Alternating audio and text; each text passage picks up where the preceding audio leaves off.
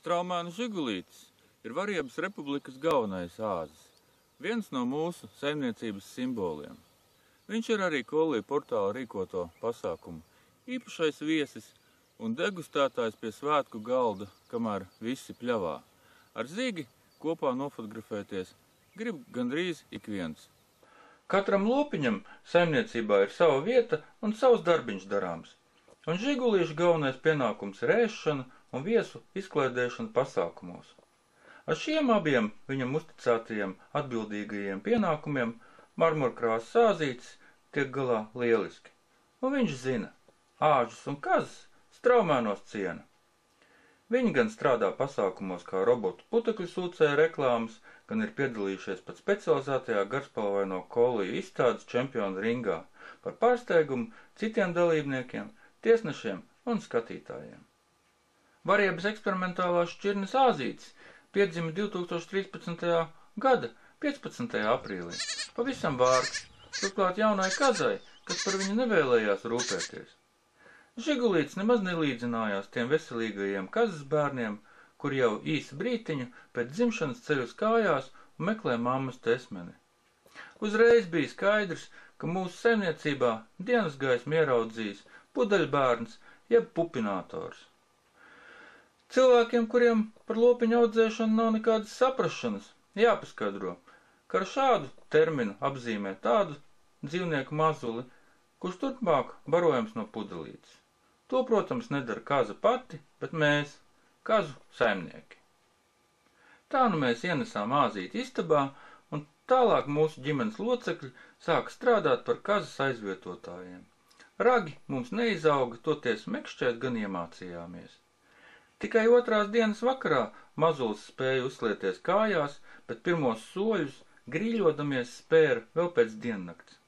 Cilvēku un 4 koliju pieskatīts, žigulītis nodzīvoja istabā vairāk nekā nedēļu. Bija skaidrs, ka par vaislas āzi viņš nekļūs. Laukos lopiņas, no kuriem nav paredzams kāds labums, parasti likvidē, taču mēs to nespējām. Tādēļ tika pieņemts lēmums āzīti izkastrēt un atstāt saimniecībā kā mīļdzīvnieku. Lai gan pret cilvēkiem žigulītis izturas draudzīgi, āzītis auga un auga arī radziņi, no kuriem vienam galu šopavasar jau nolauza kautiņā ar lielo vaislas āzi Kazbeku. Žigulītis no vārga kazlēniņa ir kļuvis par priekšnieku un galveno kazu virspavēlnieku, negriezdams ceļu pat augumā 2 lielākiem dzīvniekiem. Spītīgs un neatlaidīgs, vienmēr panāks savu, turklāt atklājas atšķirību. Ja kaut ko nevar panākt ar spēku, tad jāliek lietā domāšana. Vienkāršāk sakot, Zigis saprata, ka viņam ir ne vien asi ragi, bet arī asis prāts. Reizēm man ļoti patīk skatīties, kā viņš domā un parasti arī atrod risinājumu. Ir visai vienaldzīgs pret spoguli, taču ar Kazbeku ik pa laikam izkaujas. Zigim ir ragi, un tas ir ļoti pārliecinošs arguments pārunās ar lielo bezragu vaislinieku Kazbeku, kurš šver vismaz 2 vairāk par žigulīti. Šādās cīņās var redzēt, ka ragi pret masu vai otrādi nevienmēr ir efektīvākais līdzeklis. Reizēm jāpieslēdz arī prāts, kura gan Kazbekam ir daudz mazāk nekā Zigim. Varētu secināt, ja nav ragu, nav arī domāšanas. Tad šis uzskats būtu maldīgs. Lai gan Kazbeks ilgu laiku augdams bija dumšs kā grābeklis, un es dēvēju viņu par visdumjāko āzi, kāds reiz Straumēnos dzīvojis, ar laiku palīga skolnieka Kazbeka prāta spējas uzlabojās. Žigulītis vēlas iemantot cieņu arī no citu lopiņu puses, tādēļ viņam šad tad radās domstarpības arī ar Raunu Onslavu par to, ka viņš atļaujas stāvēt pārāk tuvu sienu rūlim. Arī Onslavam bija prāvi ragi, un viņš reizēm lika trūkties arī mums cilvēkiem. Taču āzis ir veiklāks un manevrēt spējīgāks par Raunu, jebkuros apstākļos, pat uz ledus. Arī abu āžu ārpus reglamenta attiecības ir visai interesants. Dienā izkaušies, vakarā zirgu stālī abi liekas gulēt cieši blakus saritinājušies kā labākie draugi. Ja gadījumā kāds no āžiem pazudis skatienam, otrs izmisīgi mekšķēdams meklē draugu. Kad draugs atrasts, tad no priekiem atkal var izkauties. Savādāk ir ar kolijiem. Tos Žigulītis ļoti respektē, un reiz pamēģinājis uzkundzēšanos Straumēnu koliju bara līderei un saimniecītei Līzītei, šo mēģinājumu atkārtot vairs nevēlas. Līzīte var tikt galā ar jebkuru nepaklausīgu lopiņu un ierādīt tam savu vietu. Turklāt dara to ļoti veikli, bet nekad savu pāraugāmo nesavaino. Žigulītis ir ļoti drosmīgs, un viņš ir stājies pretī pat govī mētrai Mū, kad tā pārāk ieplatusies pie sienu ruļļiem.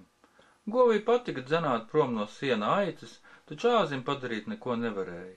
Viņš uzbruka govī no augšas, uzliecis uz siena ruļļa. Zirgi laikam Žigulītim ir ļoti vienaldzīgi, un var teikt, ka starp viņiem nav nekāda attiecība. Man tas šķiet dīvaini, jo āzis dzīvo zirgu stallī, taču bubinātājiem nekādu vērību nepievērš. Bez Žigulīša klātbūtnes saimniecībā nekas nenotiek. Viņš vienmēr ir aktīvs līdzgājējs ikdienas gaitās, dokumentu kontrolieris pasākumos, mēdz nogaršot arī vaļējās mašīnās atstāts papīrs, visu redz un pamana, kad kāpost un burkāni tiek nesti pagrabā, kad remontēta mašīna, kad sulas tecināts. Tās viņš pamanās izdzert viens pats, citiem neko neatstādams. Žigulītim ļoti patīk automašīnā, jo tur var atrast gan garšīgas saules brilles, gan kartes, salvetes un pat atstātas ābolus. Ja mašīna ir atstāta vaļā un tajā nesaimnieko tāds pats auto mīlētājs mūsu kolijas Romeo, Žigulīts noteikti jāmeklē tur. Parasti viņam mašīnas tehniskā stāvokļa pārbaudīšanai pievienojas arī citi Straumēnu kazveidīgie.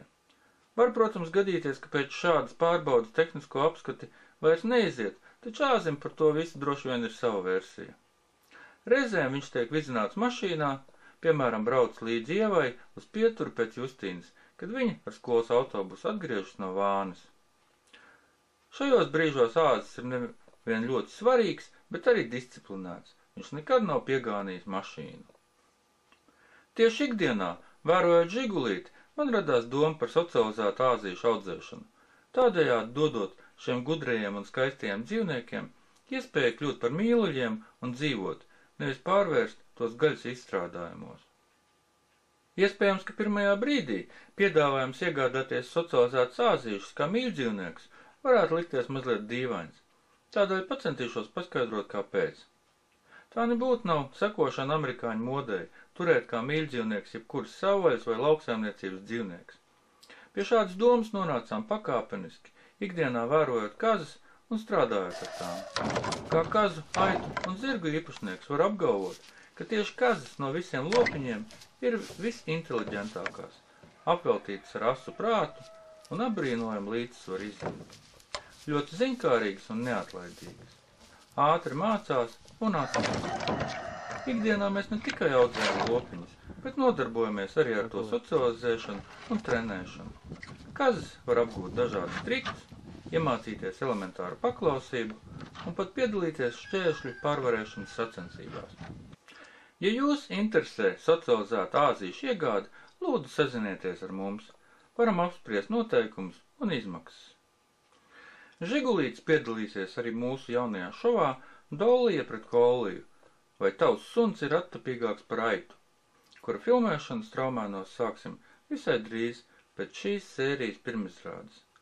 Ļoti gribas salīdzināt āža un gudrāko suņu Koliju prāta spējas. Tāpat mēģināsim izvērtēt, vai āzis var mēroties prātā ar ļoti gudrām aitām – Dolliju, Dillīti un Bitīti.